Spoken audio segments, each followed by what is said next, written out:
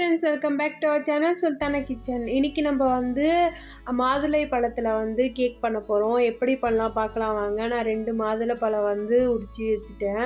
உரிச்சிட்டு அப்படியே தண்ணி போடாமல் வந்து நான் அரைச்சிட்டு வந்துடலான்ட்டு அரைச்சி முடிச்சுட்டு அதில் இருக்கிற ஃப்ரெஷ் ஜூஸ் மட்டும் எடுத்துகிட்டு வடிகட்டி எடுத்துட்டேன். அப்புறமா பட்டர் பதில் நான் ஆயிலோ நெய்யும் போட்டு சூடு பண்ணிட்டேன். 2 முட்டை, நாட்டு சர்க்கரை, அப்புறமா ராகி, அப்புறமா நம்ம எடுத்த ஜூஸு எடுத்து வச்சுட்டு நம்ம எப்படி பண்ணலாம் பார்க்கலாம் வாங்க. கேக் பேக்கிங்கு நான் 2 முட்டையும் வந்து உடச்சிட்டு அதுலேயே அந்த ஒரு பவுல்லையே போட்டுட்டு நல்லா வந்து மிக்ஸ் பண்ணிட்டுட்டேன். நான் வந்து ஒயிட் சுகர் யூஸ் பண்ணலை, எனக்கு ஒயிட் சுகர் பிடிக்கலை.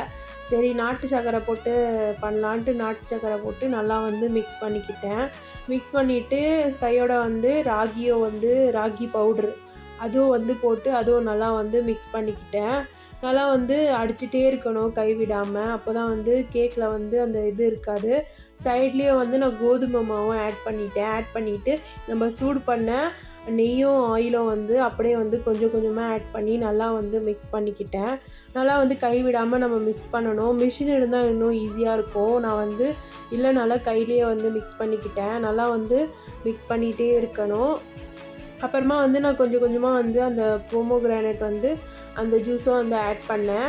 அப்புறமா பேக்கிங் சோடா, பேக்கிங் பவுட்ரு எல்லாமே வந்து ஆட் பண்ணிவிட்டு நல்லா வந்து மிக்ஸ் பண்ணிக்கிட்டேன். மிக்ஸ் பண்ணிவிட்டு உங்களுக்கு எவ்வளோ ஸ்வீட் வேணுமோ அவ்வளோ போட்டுக்கோங்க. நான் வந்து கொஞ்சம் தான் போட்டேன் நாட்டு சர்க்கரை.